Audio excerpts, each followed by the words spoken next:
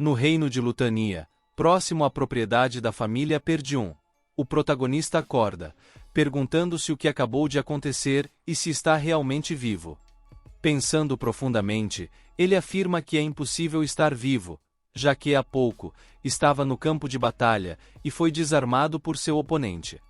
Xingando, ele se lembra do golpe em cheio que recebeu do adversário, que então pergunta: é assim que a lenda de Ghislain Perdium vai acabar?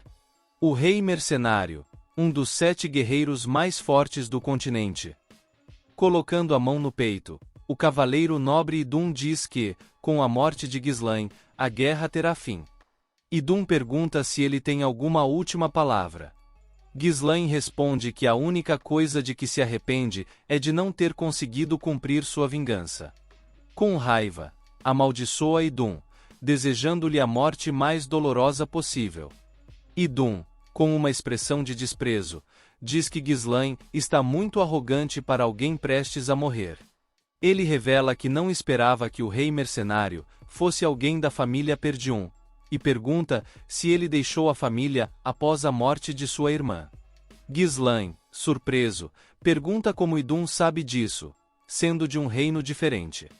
O cavaleiro responde que pesquisou e trabalhou muito para encontrá-lo, e que a casa Delfine ajudou a destruir sua família. Ao ouvir isso, Ghislain se pergunta se havia mais de uma família envolvida. Ele pensava que apenas uma casa fora responsável pela queda de sua família, mas parecia haver outras agindo nas sombras. Idun diz que não há motivo para explicar mais, já que Ghislain morrerá em breve. Como seu último ato, Ghislain avança contra Idun, jurando que nunca o perdoará. Idun sorri maliciosamente e responde: tudo bem, você não vai mais existir mesmo. Com um movimento rápido da espada, Idun decapita Ghislain, pondo fim à sua vida. O protagonista abre os olhos e se vê olhando para seu reflexo em um barril de água. Ele afirma, confuso, que tem certeza de que foi decapitado, mas sua cabeça está no lugar. Em choque, se pergunta se tudo não foi uma alucinação e tenta entender por que está mais jovem. Olhando ao redor, ele pensa que pode ter sido capturado e usado em experimentos por magos. Seja como for, ele promete que fará qualquer um responsável por aquilo se arrepender por mantê-lo vivo. De repente, uma voz chama por "Jovem Mestre". Ghislain fica em alerta. Um cavaleiro entra na tenda, chamando-o novamente e dizendo que sabe que ele está acordado. Ghislain, em um movimento rápido, posiciona sua espada no pescoço do cavaleiro, sinalizando para que ele não faça barulho. Com uma aura assassina, ele diz que vai poupá-lo, desde que responda às suas perguntas. O cavaleiro, suando frio, logo reconhece o jovem mestre, e relaxando, pergunta se aquilo não é exagero. Se não quisesse ir, era só dizer, comenta o cavaleiro. Ghislain, surpreso com a reação tranquila, pergunta ao cavaleiro do que ele está falando. O cavaleiro, se soltando, explica que o jovem mestre caiu no sono depois de uma birra, porque estava cansado. Ghislain, incrédulo, pergunta se ele, o rei dos mercenários, estava fazendo birra. O cavaleiro pergunta se ele esqueceu tudo depois de uma soneca, lembrando que ele estava irritado, porque não sabia como liderar o esquadrão para atacar os orcs. Confuso, Ghislain pergunta: orcs? Que besteira é essa? Eu não faço birra. Sem dar muita atenção, o cavaleiro o instrui a pegar suas coisas, pois há pessoas esperando. Ainda mais confuso, Ghislain pergunta que coisa e para onde estão indo. O cavaleiro responde como se fosse óbvio: estamos indo para a propriedade dos Perdium. Chocado, Ghislain segura o cavaleiro e exige que ele repita o que acabou de dizer. A propriedade dos Perdium? Em ruínas. Ele se lembra claramente das terras em cinzas, destruídas. No entanto, quando sai da tenda, ele vê a propriedade dos Perdium completamente intacta. Confuso, Ghislain afirma: essa é realmente a propriedade dos Perdium, mas eu lembro claramente de ter visto essas terras queimadas. O cavaleiro se aproxima, cochichando. Não chame sua própria casa de ruínas. Se o conde ouvir, pode acabar te expulsando da família. Beliscando a própria bochecha, Ghislain se pergunta se está sonhando. Sentindo a dor, ele percebe que tudo é real. Parando para pensar, ele conclui que, com seu rosto jovem e a propriedade no estado original, só pode significar uma coisa. Ele voltou no tempo. Lembrando-se de seu antigo eu, cheio de ressentimento em relação à família, ele reflete sobre como sua imaturidade o levou a problemas. E quanto mais o tempo passava, mais as pessoas da sua própria casa o evitavam. Incapaz de aguentar as críticas, ele fugiu de casa. Anos depois, tornou-se um mercenário, lutando em inúmeras batalhas, aprimorando suas habilidades e ganhando um nome temido. Quando voltou para a propriedade Perdium para tentar corrigir os erros do passado, tudo estava destruído, reduzido a cinzas. Agora, no entanto, ele tem a chance de fazer diferente. Tomado pela alegria, Ghislain quase começa a cantar, mas se lembra dos eventos que estão por vir e se contém. Observando o cavaleiro, ele se recorda de que aquele é o dia em que a maioria das pessoas do esquadrão iria morrer. Na vida anterior, ele seguiu o esquadrão em uma missão para atacar os orcs, na tentativa de ganhar reconhecimento. Os relatórios indicavam que havia apenas 3 orcs, e ele, sem experiência em comandar, achou que seria fácil. Mas, ao chegar, depararam-se com dezenas de orcs. Quase todos acabaram morrendo por causa de sua teimosia e falta de liderança. Ele sabia que era possível vencer, pois os orcs não têm estratégia, mas o esquadrão não confiava nele. Todos o consideravam um incompetente. Seus pensamentos são interrompidos quando uma torre de vigilância é lançada ao ar e se desmonta ao cair. Cavaleiros gritam que os orcs estão atacando.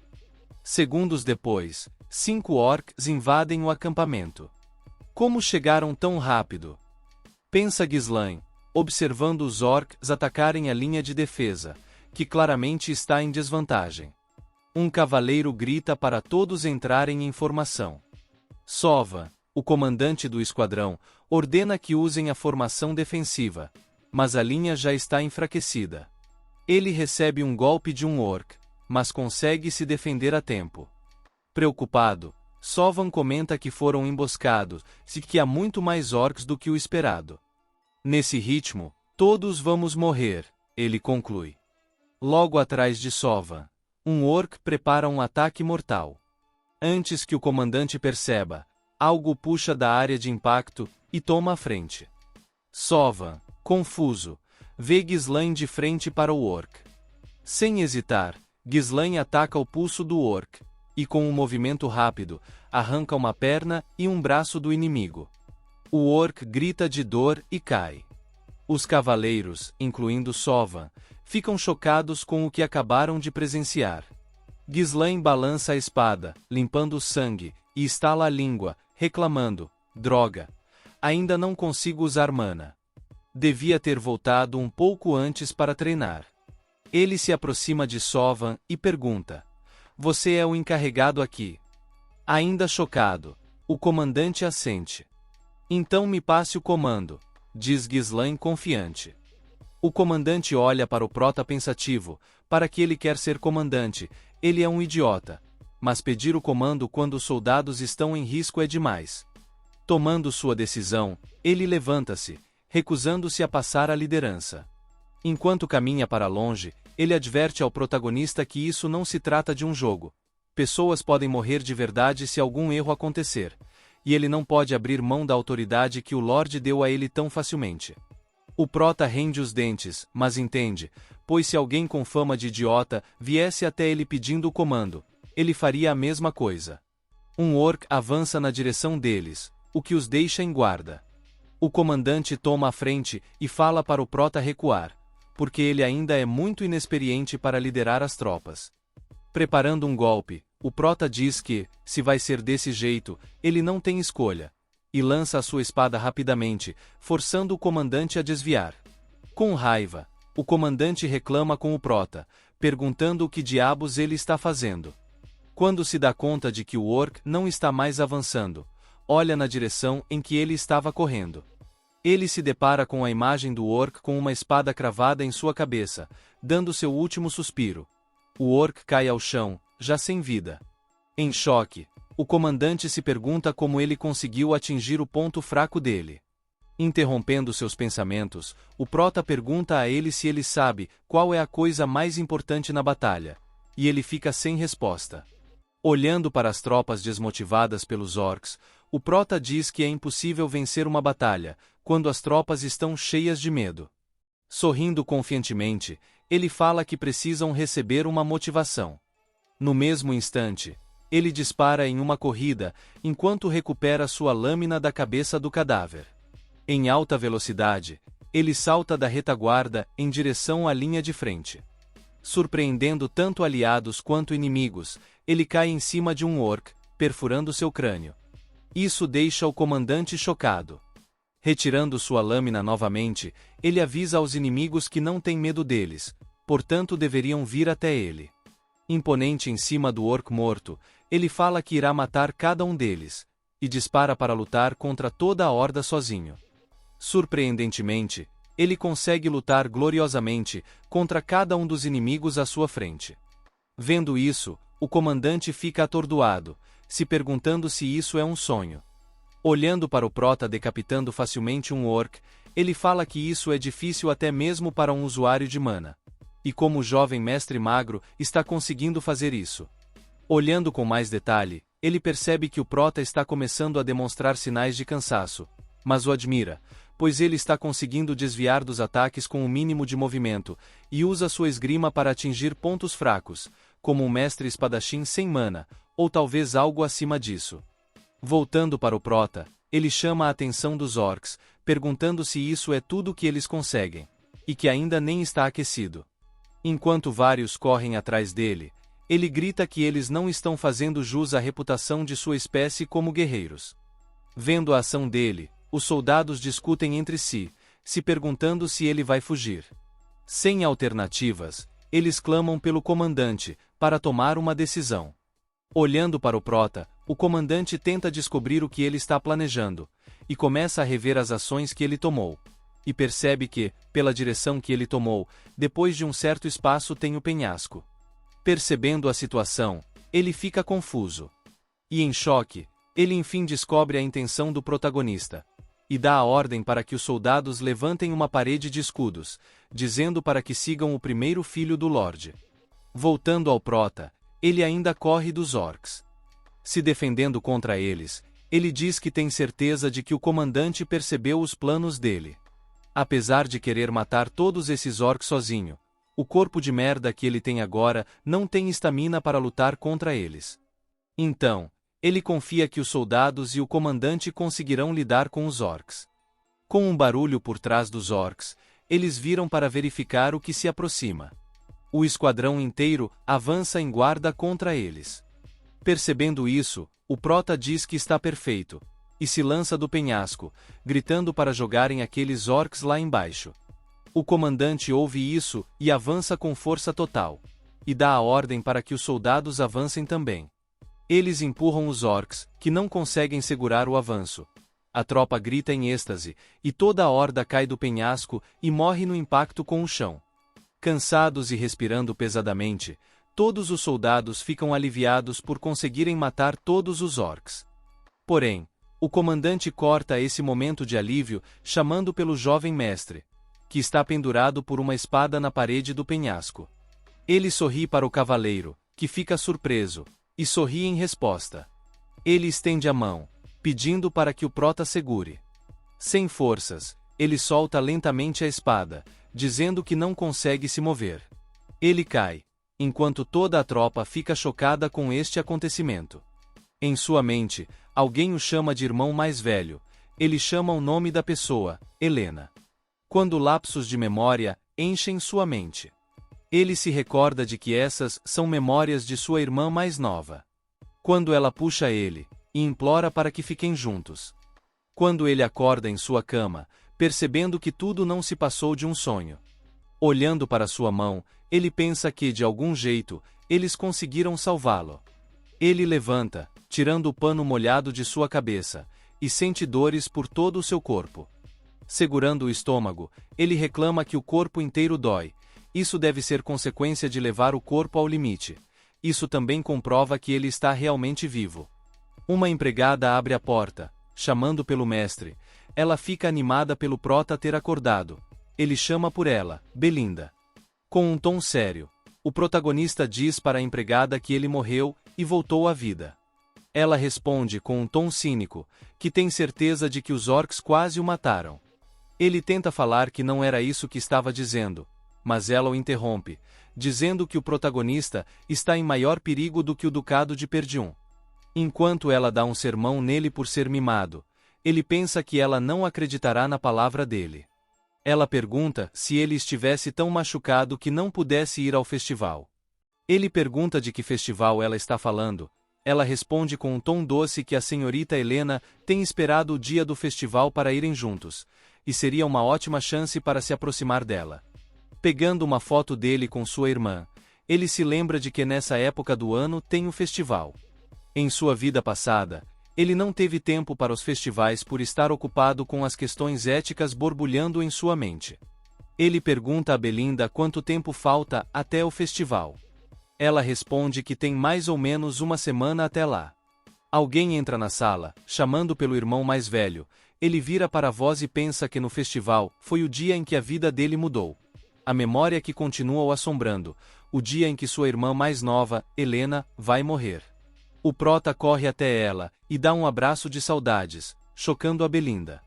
Envergonhada, Helena pergunta o que aconteceu com ele e se isso é alguma pegadinha. Com a voz suave, o prota diz que estava com saudades dela. Assustada com essa mudança, ela empurra o prota, dizendo que ele está a deixando com medo. Colocando a mão em seu estômago dolorido, ele tenta se lembrar se ela era tão forte assim, apesar de ser uma criança. Limpando sua roupa, Helena fala que a Belinda pediu que ela viesse ao quarto dele, e pergunta se isso vai resolver alguma coisa. Confuso, ele pergunta o que tem a resolver. Quando ela fala que ele foi totalmente rude com ela, disse que só de respirar o mesmo ar que ela o dá nojo. Suando frio, ele pergunta se realmente disse isso. Coçando a cabeça, ele se desculpa, pensando que isso é realmente algo que ele faria antigamente.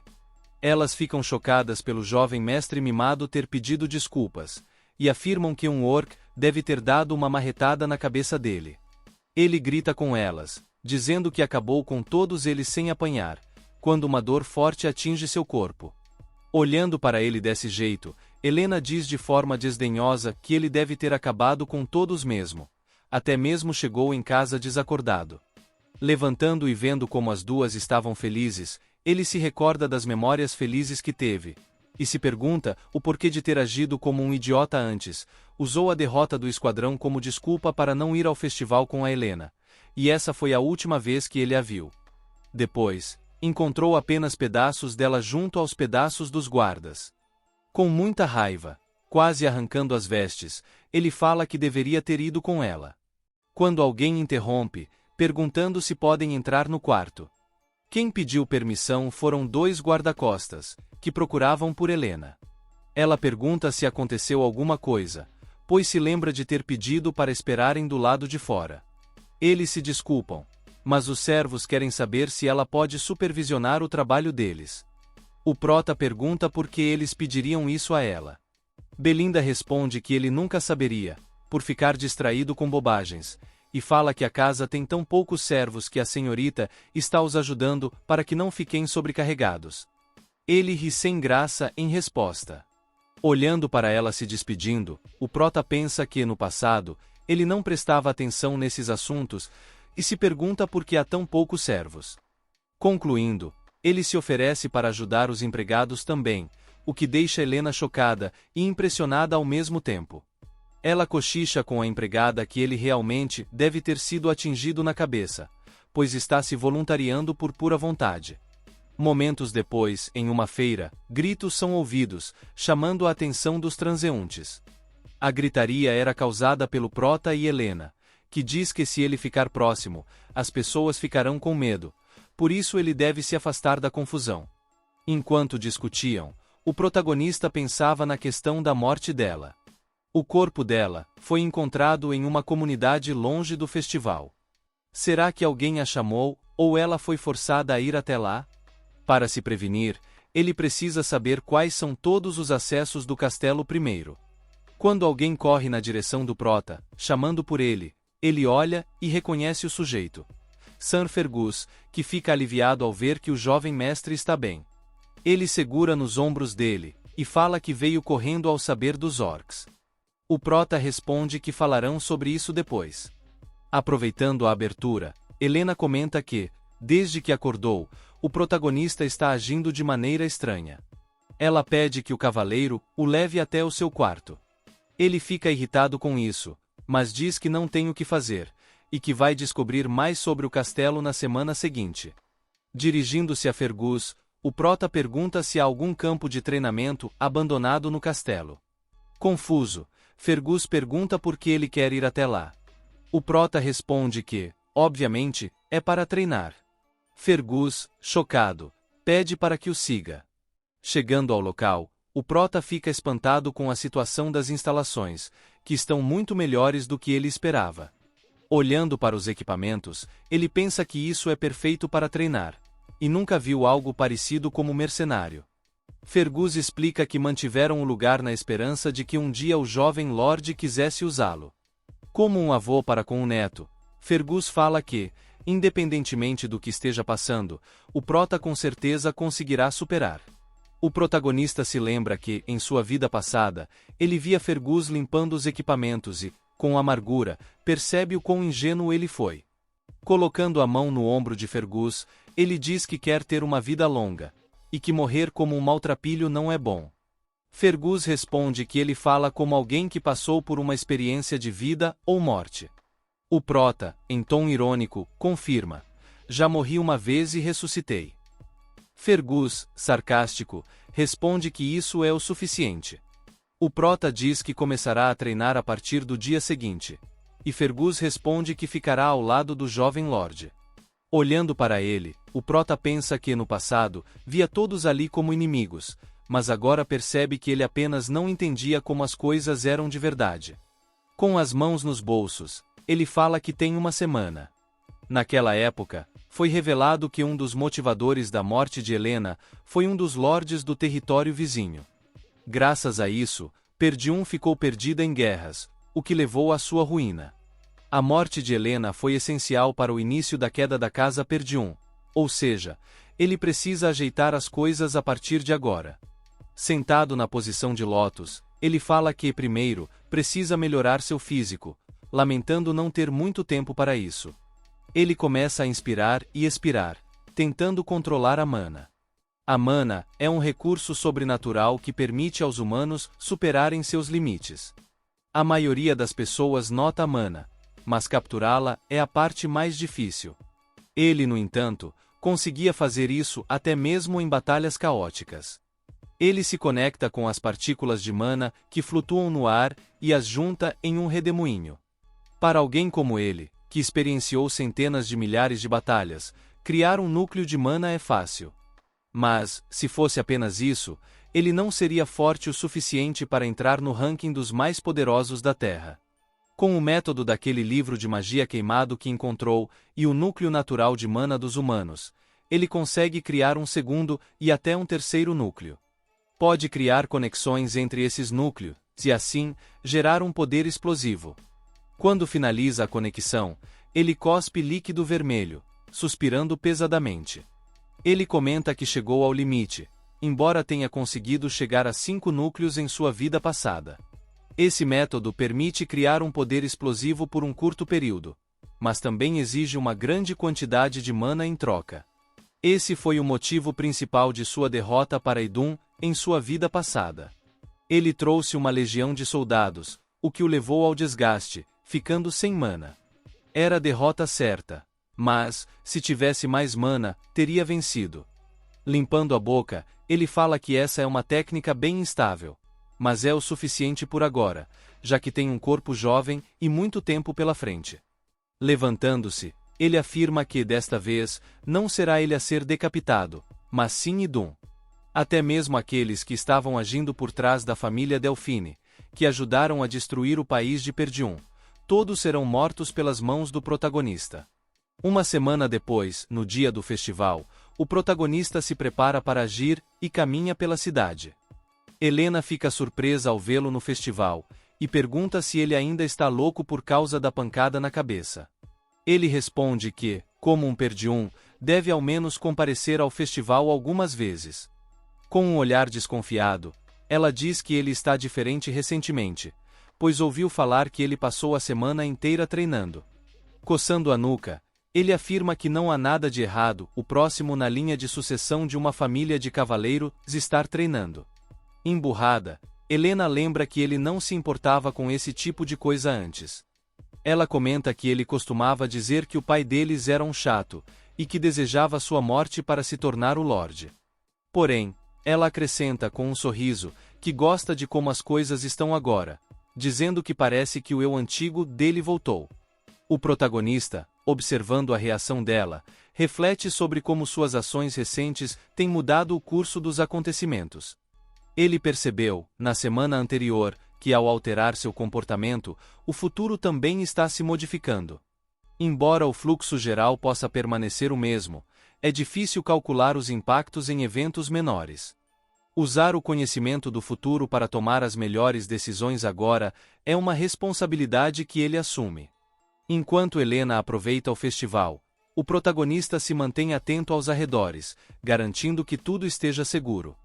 Depois de visitarem algumas lojas, Helena se senta em uma escada, comentando que o festival está um pouco entediante, já que é a mesma coisa todos os anos.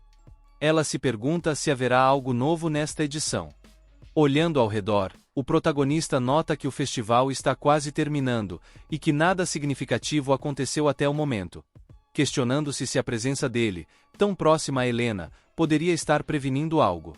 Quando alguém se aproxima, deixando o protagonista em alerta, a pessoa pergunta a Helena se ela gostaria de ver outras áreas do festival. Ele menciona que ouviu de amigos que há coisas novas acontecendo em outros lugares, e pergunta se ela está interessada em ir. Animada com a ideia, Helena decide ir junto com o guarda-costas. O protagonista observa a cena com rancor, lembrando-se de que esses dois foram aqueles que, no passado, traíram a casa Perdium.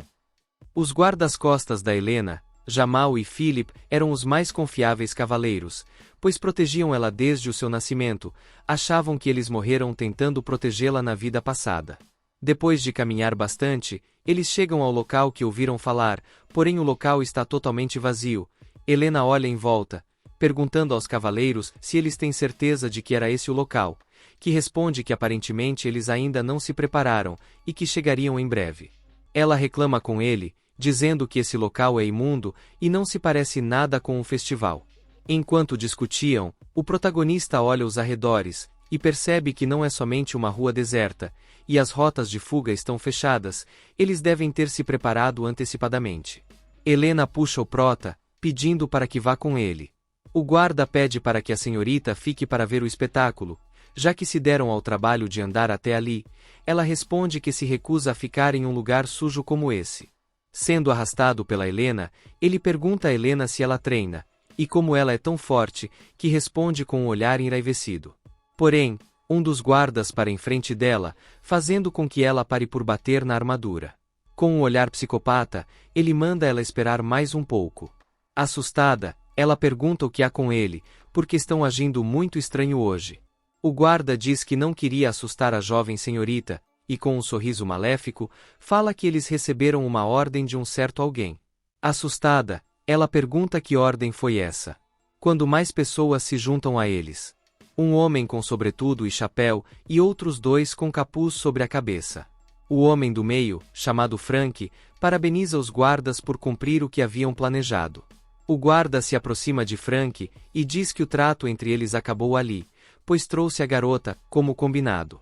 Percebendo o protagonista, ele fala que não se lembra de ter pedido pelo filho mais velho de Perdium. O guarda diz que se livrará dele de graça, pois ele o seguiu por ser burro, porque não sabia que morreria ali. O protagonista os interrompe, dizendo que não vai se safar dessa, pois vendeu membros da família Perdium. Sorrindo de maneira debochada, ele fala que o protagonista tem que se preocupar consigo mesmo, porque tudo o que eles precisam fazer é fugir depois de matar eles, e estavam cansados desse lugar, que é sempre atormentado por bárbaros. Despreocupadamente, ele fala que existem centenas de pessoas que estão deixando Perdium assim como eles. O protagonista avança em um piscar de olhos, com um simples balançar de lâminas, partindo o guarda em dois. O guarda nem percebeu que foi cortado. Todos ficam assustados com o que acabou de acontecer, e o protagonista responde ao morto que eles nunca venderiam a família que os apoiou, e olha com raiva ardente para o guarda que sobrou, que pega a Helena como refém, xingando o cavaleiro por morrer para um simples pirralho. Assim que terminou a fala, uma espada voa em sua cabeça em um instante. Como sua última palavra, ele fala que isso era impossível. E cai, já sem vida, no chão. Os assassinos se perguntam se esse é realmente o filho mais velho dos Perdium, e não pensavam que ele era tão bom em combate. Frank diz que tem certeza de que aquele é o filho mais velho, e embora tenha matado 2 idiotas, eles não deixavam de ser cavaleiros treinados, e ele ainda usou ataques de mana. Tremendo e com medo, Helena pergunta ao protagonista o que está acontecendo. Parado, sem responder, ele toma a decisão de nocautear a irmã, e fala para ela descansar, colocando-a no chão. Um dos assassinos agradece ao protagonista por adiantar parte do trabalho, porque estavam planejando se livrar dos 2 guardas do mesmo jeito. Frank pergunta ao protagonista se ele estava escondendo suas habilidades até agora. Retirando a espada do morto, ele pergunta o que isso tem a ver com ele. Balançando a lâmina, ele observa que faltam 3. Os 2 de trás não são um problema, mas o cara do meio exala uma quantidade de mana absurda. Se preparando para o combate, ele afirma que precisa acabar com isso rápido. Ganhando tempo, ele pergunta ao Frank quem pediu para que ele fizesse isso. Ele responde se existe algum motivo para contar algo para um homem prestes a morrer. Ele responde que sabia que ele não falaria tão facilmente. Então é melhor ele começar a falar antes que seja tarde demais, empunhando sua espada envolta em mana. Um assassino pergunta se devem matá-lo. Frank diz que não, devem capturá-lo vivo e quebrar todos os ossos dele, para que fique aleijado para sempre. Os assassinos respondem, avançando contra o protagonista. Ele pega algo do bolso e lança em direção aos inimigos. O assassino olha para o projétil, achando ser fogos de artifício, porém algo corta o projétil e atinge a sua cabeça no mesmo instante, acabando com um dos assassinos. O outro assassino fala que isso são apenas truques e avança, desferindo um golpe, que o protagonista defende. Aproveitando essa abertura, ele agarra a lâmina dele e o desarma com maestria, finalizando com um corte que o faz pensar fora do corpo. No mesmo instante, o protagonista sente uma aproximação rápida, e Frank o atinge com a espada, mas ele conseguiu se defender com a sua lâmina.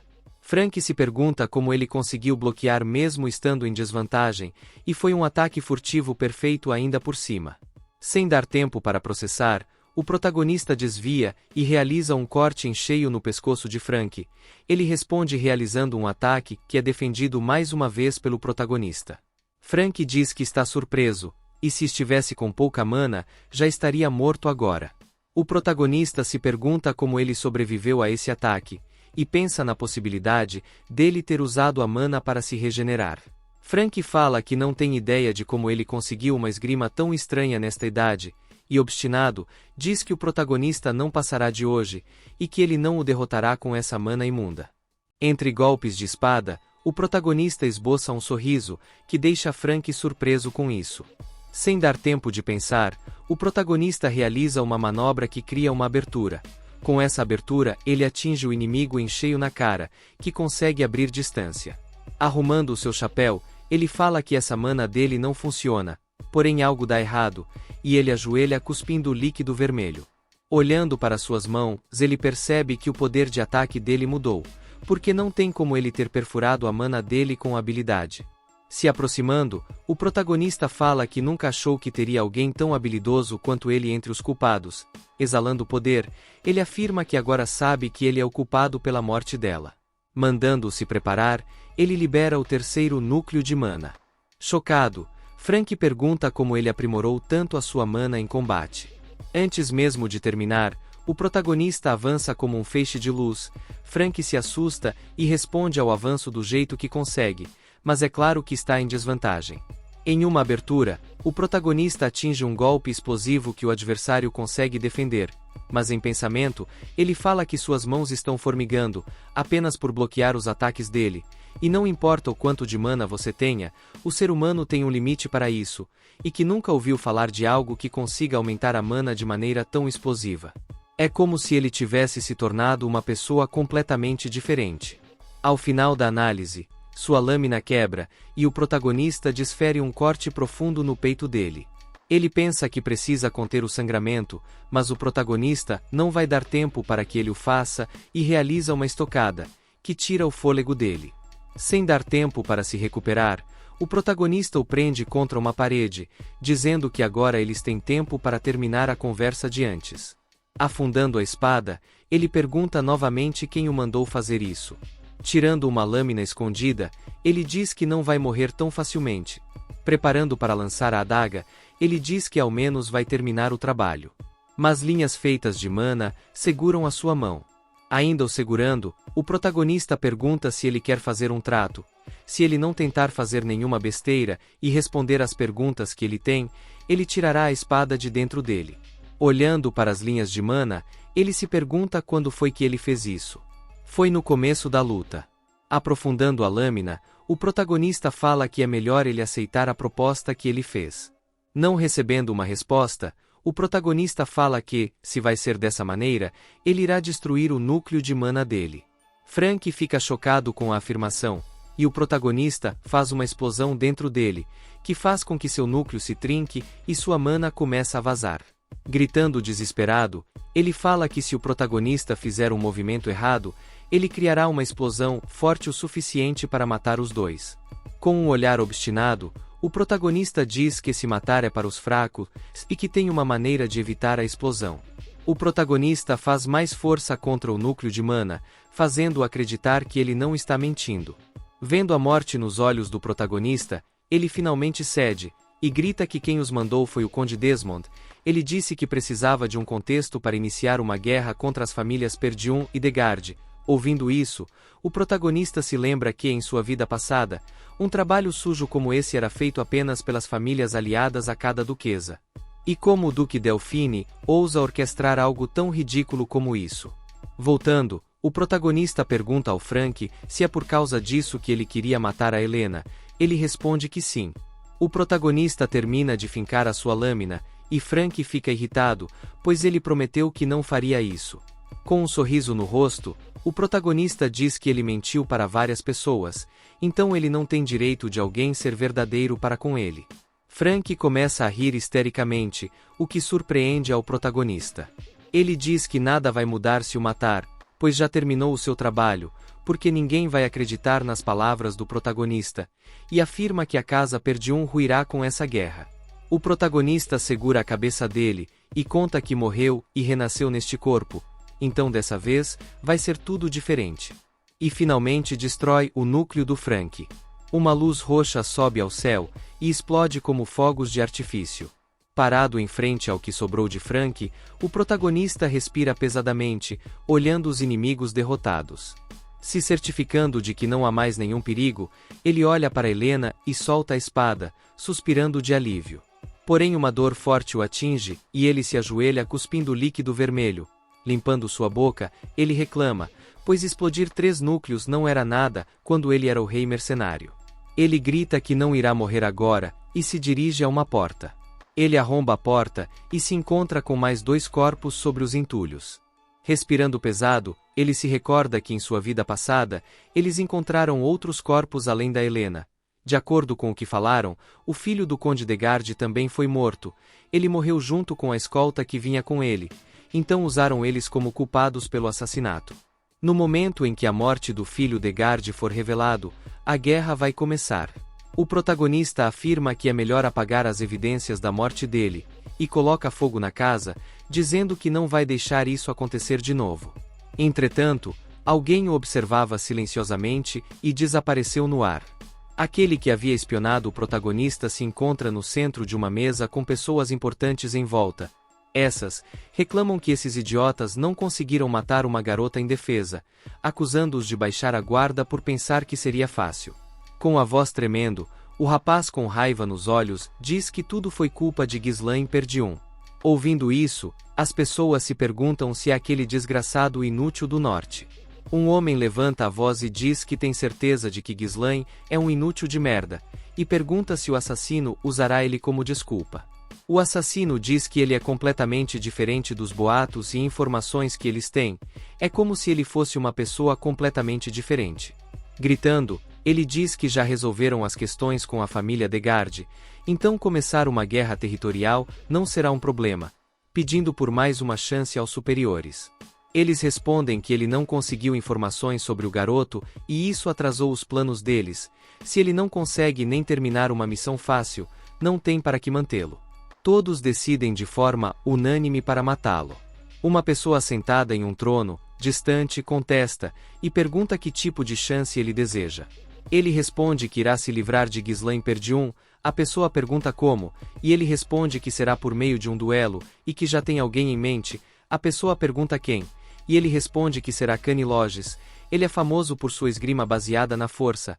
Apesar de jovem, ele é o epítome da força, e dá a certeza de que não há ninguém mais forte que ele no norte. Acrescenta que Cani é primo de Ghislain, então não será difícil de fazer eles se encontrarem. Depois de alguns segundos de silêncio, a pessoa fala que se ele falhar de novo, não haverá uma próxima vez.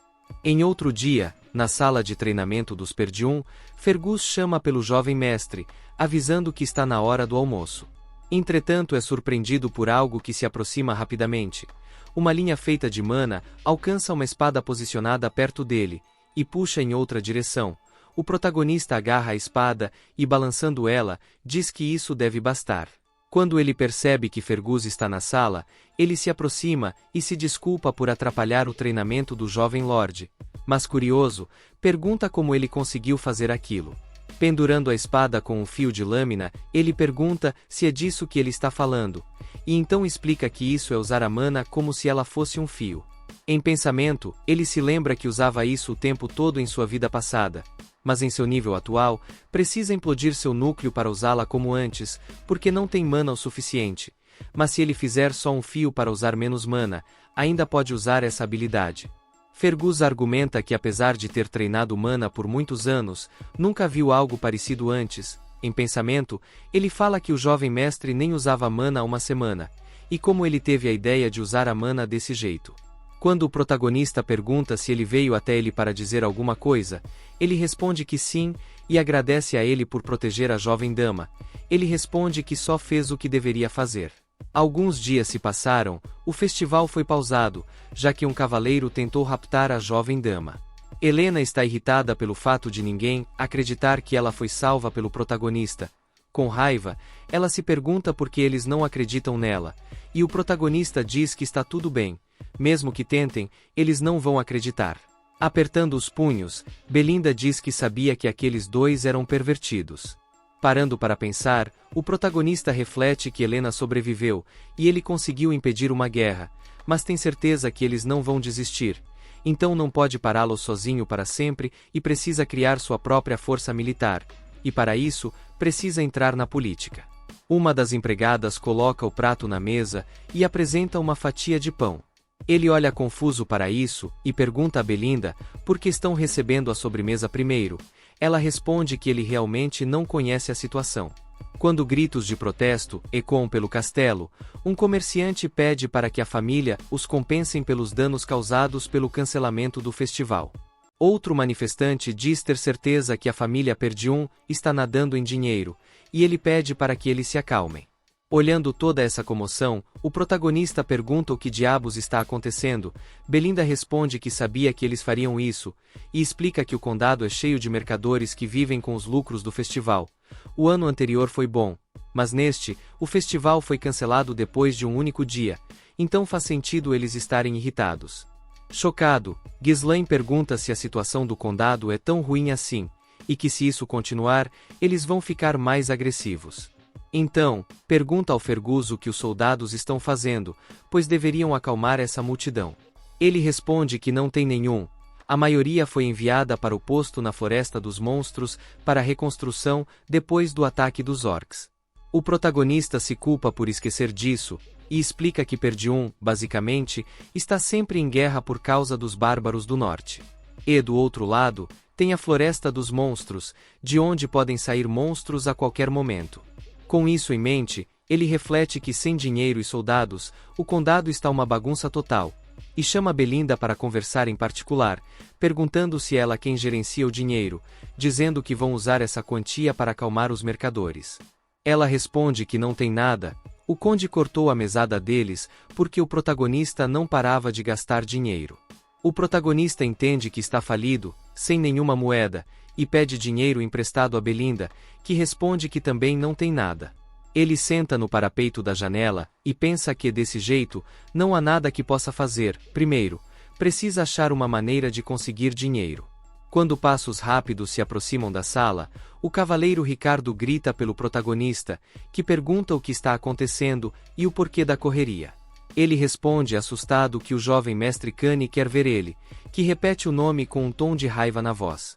Em outra cena, o comandante está cheio de hematomas, alguém continua a acertá-lo com os punhos, e o golpeia em cheio no estômago. O golpe foi tão forte que deixou uma marca em sua armadura.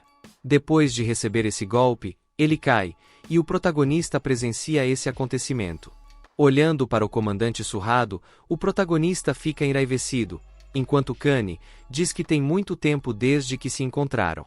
Encarando ele, o protagonista se recorda desse cara, o herdeiro do condado Logis, do qual Perdium tem uma aliança, Kani Logis. Era o único amigo naquela época, e também inimigo. Kani se aproximava. Enquanto o comandante estava no chão, o protagonista pergunta a Ricardo o que está acontecendo. Ele responde que estavam atendendo a um chamado de perturbação que ocorria dentro da taverna. E então encontraram Kani e sua escolta. Ao ter reconhecido os guardas, Kani perguntou se os rumores sobre o protagonista eram reais. Então o comandante Skivon explicou os detalhes para ele. Ao fim da explicação, Kani segurou o comandante pela cabeça e insinuou que ele estava mentindo para o herdeiro da casa Logis. E tudo isso levou ao que estão vendo agora. Kani acrescenta que ele estava mentindo, afinal, ele disse que Ghislain nunca treinou antes e derrotou orcs com as próprias mãos e lidou com os cavaleiros traidores sozinho.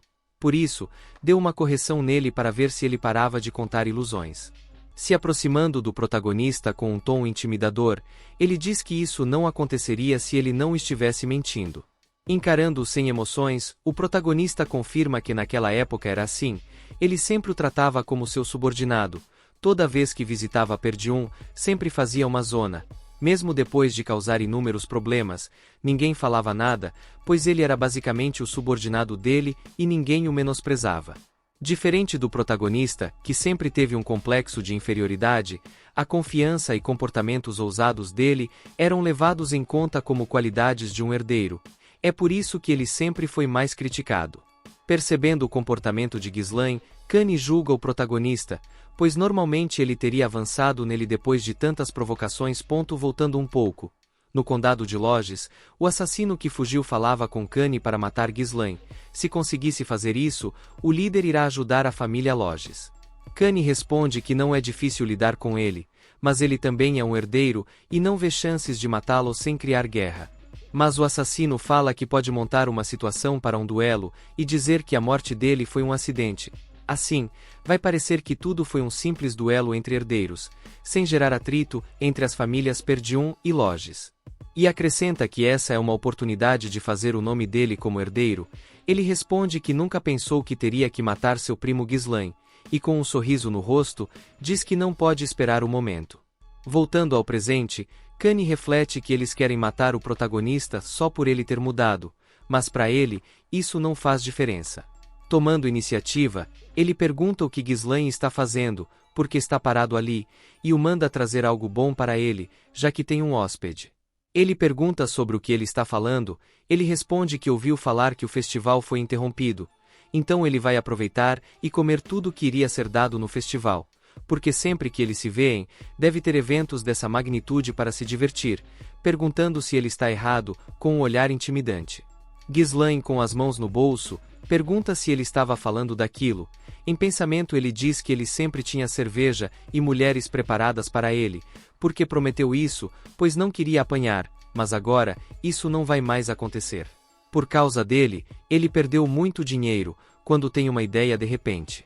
Olhando para Kanye, ele diz que a fonte de dinheiro estava bem na frente dele agora. Quando é interrompido por um grito de Kanye, dizendo para ele se apressar com o que ele quer, Ghislaine responde que trará o que ele quer, mas primeiro ele tem uma dívida a pagar para ele. Esse tom de voz deixa tanto o assassino, quanto Kanye espantados, que pergunta pelo que ele deve pagar. Ghislaine fala que toda vez que ele vinha com exigências, ele usava o próprio dinheiro. Agora está na hora dele pagar o que deve, por volta de 1000 ouros. Chocado com a quantia, Kanye diz que é impossível ele ter gasto tudo isso com ele, e o dinheiro gasto com ele era como forma de pagamento pela amizade. Ghislaine responde que amizade é o caralho, foi servo dele por muito tempo, então deve pagar agora, antes que ele o espanque, pois precisa de dinheiro urgentemente. Essa fala gera um momento de tensão em todos, e Ricardo se pergunta o que diabos o jovem Lorde acabou de falar. Batendo o pé no chão, Kanye avisa que ele está começando a agir com muita confiança só porque ele está pegando leve. Se aproximando, ele diz que até o protagonista está acreditando na história de ter derrotado orcs com as mãos, porém ele não passa de um parasita preso a esse condado. Preparando um soco, ele acrescenta que é por isso que todos do norte o chamam de herdeiro canalha.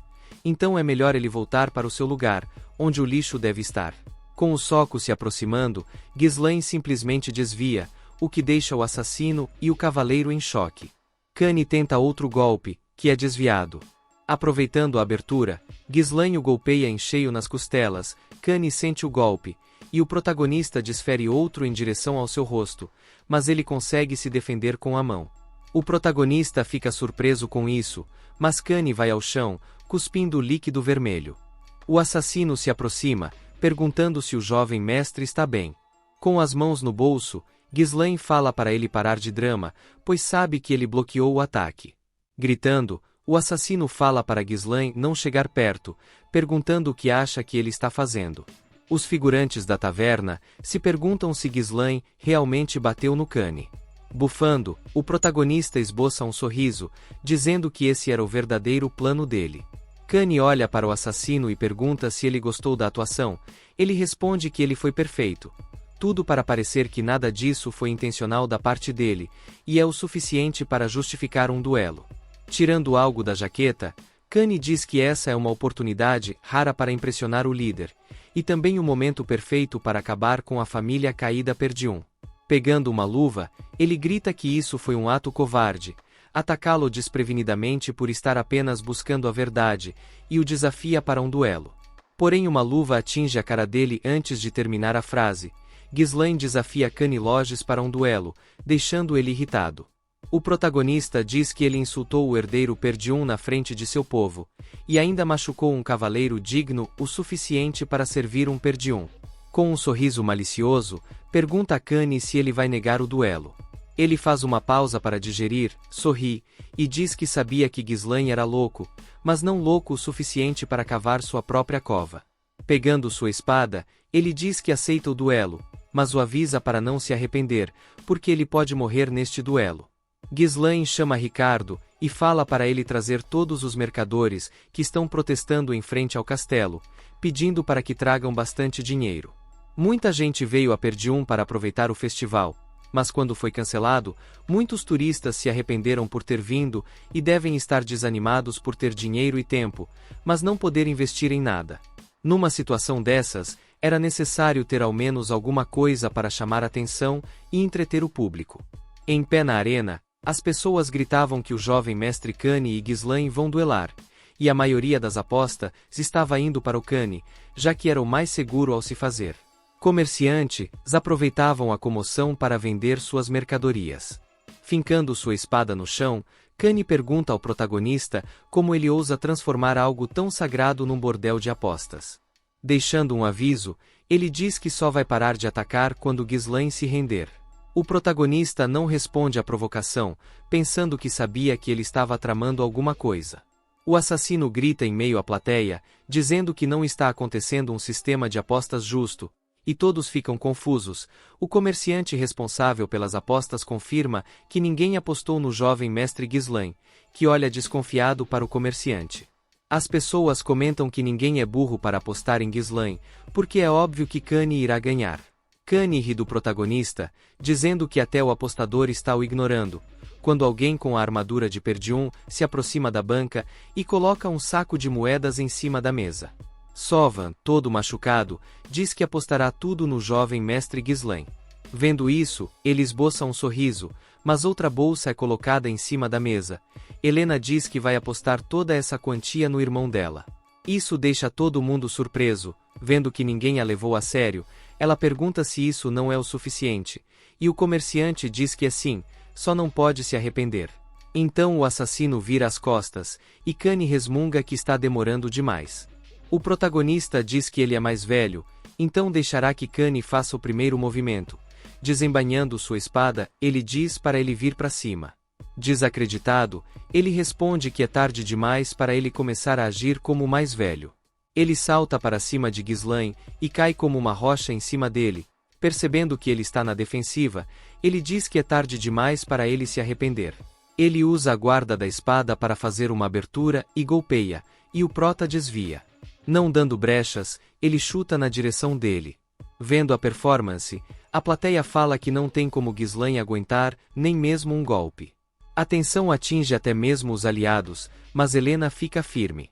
O assassino pensa que é tarde demais. Ghislain caiu na armadilha assim que aceitou o duelo. O adversário dele é muito poderoso, e não dá brechas para contra-ataques. Assim que ele se cansar, será o fim. Porque Kani sempre venceu seus duelos assim.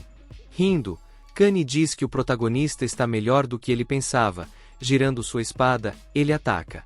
Aproveitando o formato da espada, ele puxa o protagonista, o lançando para o ar. Todos ficam chocados com esse feito, e o assassino fica feliz. Caindo, Ghislain olha para o adversário, e concentrando mana em seu pé, diz que Kani passou dos limites e avança rapidamente contra ele.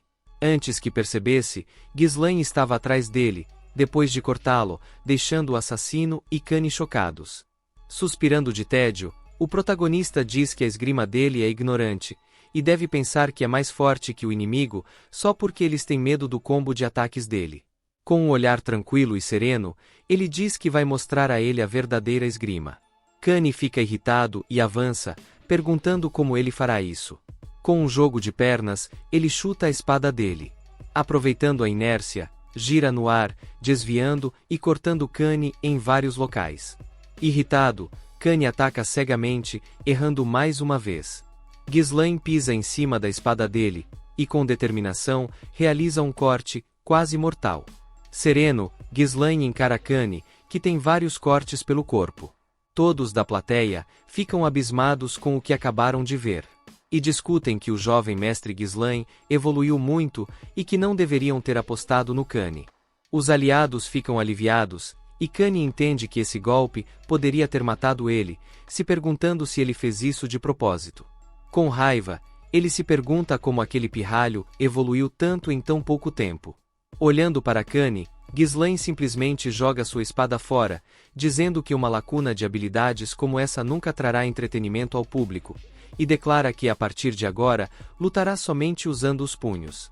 Isso deixa Kani extremamente irritado, e Ghislain diz que esse vai ser um bom jeito de educar ele. Puxando as mangas, ele fala que nada é melhor do que aprender apanhando no soco. Kani, confuso, pergunta ao protagonista se ele quer educá-lo. O protagonista, arregaçando as mangas, diz que Kani não é páreo para ele na esgrima, então lutará usando só os punhos e pede para que ele faça o mesmo no duelo, apostando mais 2.000 ouros, o dobro da aposta inicial, que ele vai vencer. A plateia fica assustada com essa quantidade de ouro, se perguntando se esse não é um duelo simplesmente formal. Até o assassino fica de boca aberta e, em pensamento, sorrindo, diz que ele ousa desafiar Kani usando apenas os punhos e que nunca pensou que agradeceria por Ghislain ser um cara sem noção. O comerciante responsável pelas apostas pede para que todos se apressem e façam suas apostas adicionais, porque agora é uma luta sem espadas entre Ghislain e Kani. Todos discutem um pouco sobre isso no começo, mas decidem apostar no jovem mestre Ghislain. Kani, rindo cinicamente, diz para não fazê-lo rir ao pedir um duelo de punhos. Pegando sua espada, ele levanta, joga seu casaco de lado e avança em direção ao protagonista, dizendo que vai usar a espada. Belinda xinga Kanye e pede para que Ghislaine use a espada também. Kanye continua avançando, e Ghislaine fala que irá ensiná-lo, assim como tinha dito antes. Kanye avança com a espada, e Ghislaine desvia e dá alguns passos para o lado, se colocando na retaguarda de Kanye e desferindo um golpe em uma das pernas dele. Sem dar tempo para reagir, o protagonista acerta outro soco em seu queixo, o que faz Kanye cambalear por um momento e então cair de joelhos no chão, se perguntando como um desgraçado desse sabe fazer movimentos tão intensos como esses. A plateia comentava sobre o que acabaram de ver, dizendo que o jovem Lord Ghislaine poderia vencer. O protagonista olha para Kanye e o manda levantar, dizendo que nem começou a lição ainda. Kanye rende os dentes e corre na direção do protagonista. Ele desfere vários golpes, mas erra todos, e em pensamento, diz que Ghislaine nem conseguia olhar nos olhos dele até agora e sempre se ajoelhava quando ele aparecia. Enquanto recebe uma joelhada de Ghislaine, ele afirma que precisa matar Ghislaine para garantir que a família Lodge se mantenha segura. E ele recebe golpe atrás de golpe, sem pausa nem folga. Depois de apanhar bastante mesmo, de joelhos ele se pergunta como isso aconteceu, quando o protagonista pega nos cabelos dele e fala que tem dó do pai dele porque o Conde Lodge ajudou Perdium até estar à beira da morte, apenas por ser amigo do pai dele. Porém, o filho que ele tem possui uma mentalidade completamente diferente da dele. Então ele lembra da época em que era pequeno, alguns anos atrás, quando os anciãos da Casa Lodge reclamaram para o Lorde porque ele estava ajudando Perdium, o que achavam ser uma terra definhando, como colocar água em um balde furado, enquanto ele andava em direção à porta. O filho dele, Kanye Lodge, olhava para ele ao fundo e pedia para que o pai não fosse para Perdium e perguntava a razão dele persistir naquele lugar, mesmo com todos falando que aquilo não traria benefícios para a Casa Lodge. O Lord Lodge olha para trás e diz que é porque ele e o pai de Ghislaine são amigos, e esse é o único motivo. Voltamos ao presente, e o protagonista está prestes a acertar outro soco em Kanye. Ele fecha os olhos para receber o ataque, mas não recebe nada. O protagonista pergunta se agora ele aprendeu a lição. Ele abre os olhos e vê o protagonista dizendo para ele se levantar. Então, cabisbaixo, Kanye admite a derrota, o que choca todos os espectadores da luta, inclusive o assassino. Gritos ecoam de toda a multidão, alguns felizes por terem apostado no jovem mestre Ghislaine, outros tristes por terem perdido dinheiro na aposta. O assassino não perde tempo e se aproxima de Kanye, que está ajoelhado no meio da arena, e gritando com ele, pergunta como ele ousa entender a derrota tão cedo só porque ficou em desvantagem por um período de tempo e diz também que confiava nele. Entretanto, Kanye vira o rosto e diz que quer ir embora e que não quer mais participar disso. Com a mão no rosto, o assassino reclama dele não ter sido eficiente, mas o protagonista aparece atrás dele nesse momento e diz que agora ele precisa cumprir o dever dele. O assassino fica confuso, e o protagonista grita pela atenção de todos da plateia, dizendo que este homem tinha se voluntariado para pagar por todas as comidas e bebidas que forem pedidas no dia de hoje. O assassino fica chocado com isso e grita com o protagonista, dizendo que ele não concordou com essa decisão e que se nega a pagar por tudo. O protagonista coloca a mão em seu ombro e, com um sorriso irônico, diz que esse é o preço por ter perdido o duelo, acrescentando que ele deve ter essa quantia no bolso e avisando que, só para ser claro, isso não será descontado da aposta. Aumentando o tom, ele ainda lembra para adicionar os 2.000 ouros da aposta, que antes estava em apenas 1.000. Com um olhar ameaçador, deixa claro que sabe muito bem o que acontecerá se ele tentar fugir. Diante disso, o assassino abaixa a cabeça, encara o chão e, resignado, diz que entendeu, ajoelhando-se enquanto o protagonista sai de cena. No dia seguinte, no quarto de Ghislaine, um baú gigantesco é colocado sobre a mesa. Ao abrir o baú, Ghislaine se depara com uma quantidade impressionante de moedas de ouro. Observando o montante, ele comenta que conseguiria contratar até um pequeno grupo de mercenários com aquele valor, enfatizando que não se trata de uma quantia insignificante. Fechando a caixa, ele pondera que investimentos desse tipo demoram para trazer retorno, e que deve agir com cautela se quiser realizar o que planeja. Ele conclui que precisará acelerar as coisas. Enquanto isso, Belinda e Helena se aproximam do protagonista. Ele as observa e pergunta o que elas querem. Helena indaga onde ele pretende gastar aquele dinheiro todo. O protagonista, curioso, Pergunta se ela está precisando de algum, mas ela responde que não, dizendo que só queria saber onde ele aplicaria essa quantia. Belinda, com um sorriso de compreensão, comenta que o destino do dinheiro é óbvio, afirmando que o protagonista fez aquilo tudo para dar um presente no aniversário da senhorita Amélia. Ela ainda brinca que o protagonista é realmente imprevisível. Helena, intrigada, pergunta se ele realmente fez tudo isso por causa de sua noiva. O protagonista para por um momento, reflete, surpreso, se pergunta se realmente tem uma noiva.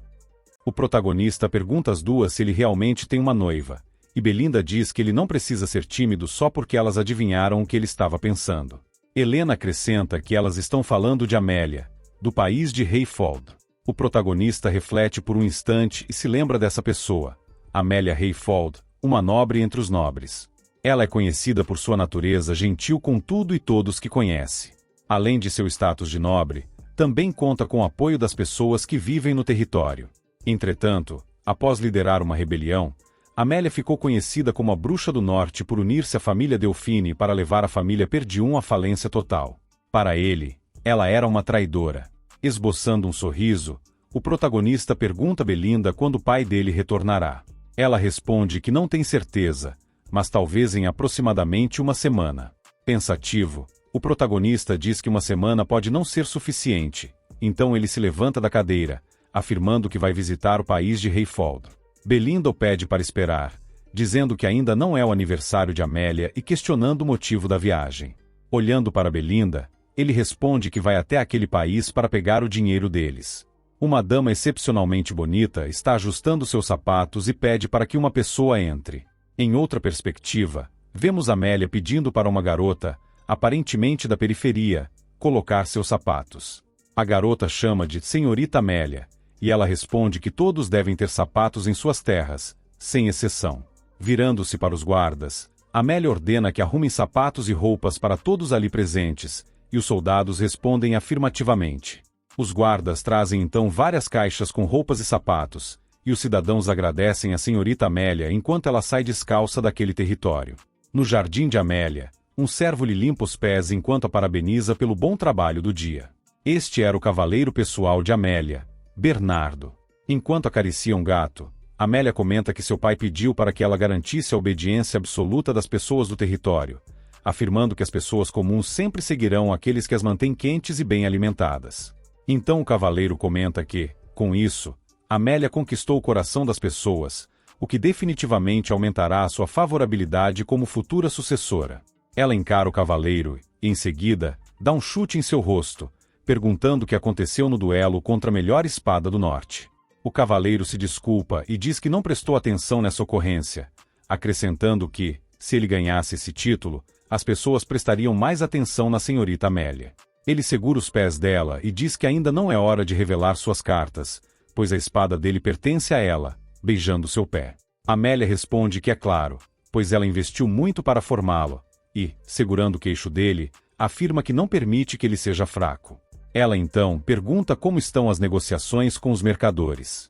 O cavaleiro responde que, se ela se refere à guilda de mercadores Artium, não há com que se preocupar, pois todos os materiais utilizados para a reconstrução do posto avançado na Floresta das Bestas, recentemente semi-destruído pelos ataques dos orcs em Perdium, estão sendo adquiridos através de nossa guilda comercial. Em essência, estamos recuperando todos os fundos de apoio que Hayfold envia anualmente a Perdium. Além disso, estamos recrutando todos os soldados e cavaleiros que deixam Perdium, muitos deles bem treinados nas batalhas contra tribos bárbaras, o que os torna de excelente qualidade. A senhorita Amélia comenta que está bom e, como já disse antes, avisa para que ele mantenha a aparência de uma guilda comercial comum. Ela enfatiza que sejam completos, pois não podem permitir que a verdadeira identidade seja exposta até que tenham construído completamente sua força. Quando o mordomo aparece, pedindo desculpas pela intromissão, o guarda-costas questiona quem permitiu que ele entrasse, já que a senhorita estava descansando. O mordomo, suando frio, explica que recebeu notícias do portão. O jovem Lord Ghislaine Perdium apareceu para uma visita. Com um olhar intimidador, Amélia se pergunta por que aquele idiota veio até ela.